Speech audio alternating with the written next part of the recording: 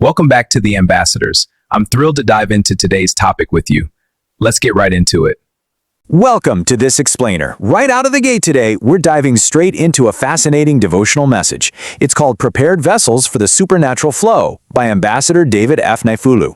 Now, we aren't just reading a religious text here. Oh no, we are literally reverse engineering it. We want to see exactly how a modern ministry takes these ancient, deep-rooted theological concepts and seamlessly plugs them into a highly organized 24/7 global digital machine. Trust me, it's an absolute masterclass in how faith is mobilized in the 21st century.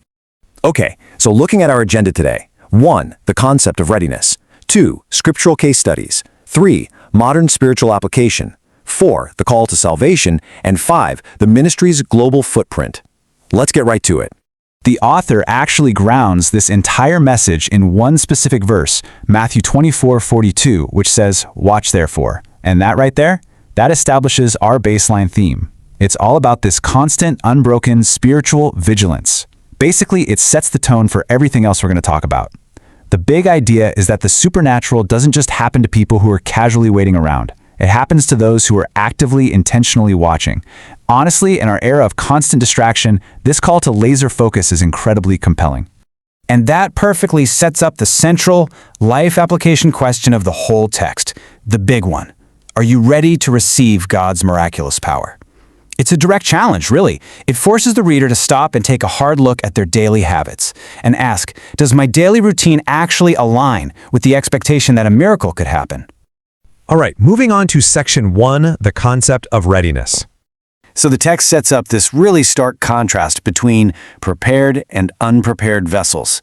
The idea is that God's power often moves incredibly fast, right? So prepared vessels are physically and spiritually positioned to intercept those moments, those signs and wonders. Unprepared vessels, on the other hand, well, they don't necessarily lack faith, they just lack positioning. And because they aren't in the right spot, they completely miss out on divine opportunities when they strike. And this is absolutely crucial. The author defines readiness not as just some passive state of waiting. Nope, it is a highly active posture. It requires a daily, intentional lifestyle. We're talking vigilance, obedience, and faith, all wrapped up in holiness and prayer. The core argument here is that maintaining this hyperactive state is pretty much the only way a believer can actually handle the supernatural responsibly when it finally does arrive. Let's jump into section 2, scriptural case studies. To really prove this concept, the author points straight to the dramatic events of Pentecost in the book of Acts.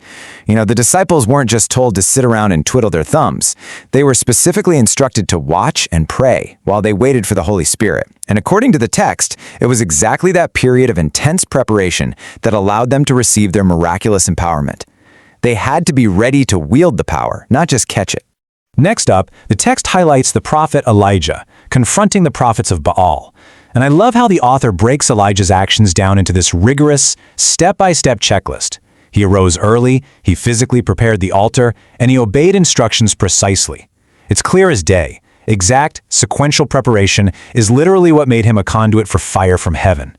The preparation has to precede the miracle. Which brings us to section 3, modern spiritual application. So how does this actually apply to you and me today? Well, the author argues that a lot of modern believers, they deeply desire miracles, but they completely skip the legwork. The text lays out 4 non-negotiable requirements for today: prayer and fasting, alignment with the Word, cultivating a sensitive spirit, and removing spiritual hindrances, things like a lack of humility, for instance. And the warning is clear: skip these steps, and those supernatural opportunities are simply going to pass you by without you even noticing. All right, shifting gears to section 4, the call to salvation. Now, this is where the document makes a really fascinating structural pivot. It goes from theological instruction straight into a direct call to salvation, complete with a fully scripted prayer based on Romans 10. But the crazy part is what happens immediately after. Right after congratulating the reader on their new faith, the ministry instantly funnels them into an educational onboarding process. They provide direct links to a platform called Seller, so the reader can download 2 specific ebooks. It is such a highly efficient, modern way to move someone from their initial conversion straight into structured digital spiritual education. And that leads us to our final part, section 5, the ministry's global footprint.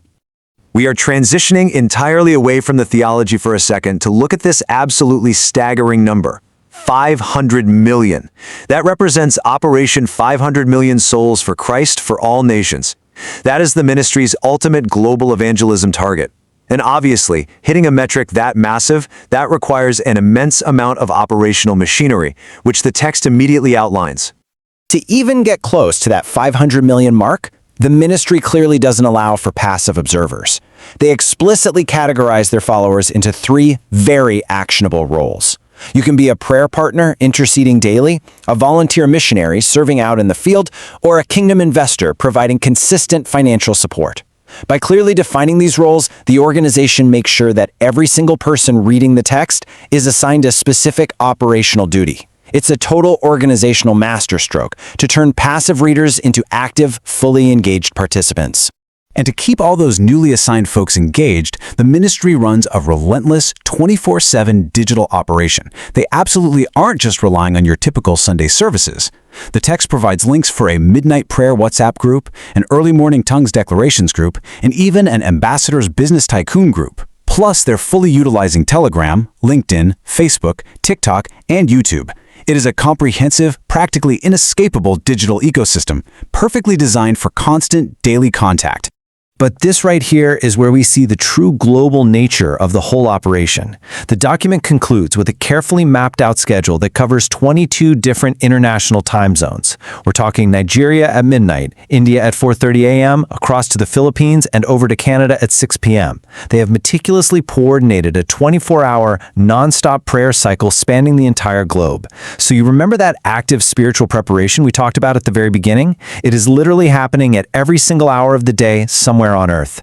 As the text wraps up, it leaves its readers with a final, provocative question about preparing their hearts for the return of Jesus Christ. But for us, analyzing this document as a whole leaves us with a truly fascinating takeaway. We've just seen how a deep, traditional emphasis on private spiritual preparation can be seamlessly engineered into highly organized digital funnels and a massive 24/7 global network. So it really begs the question, as technology connects us more instantly across time zones than ever before, how will other movements adapt to turn personal readiness into massive, coordinated global action? Definitely something to think about. Thanks for tuning into this Explain. Thank you for watching. Please share, like, and comment. Your host, God7, David F. Wafulu.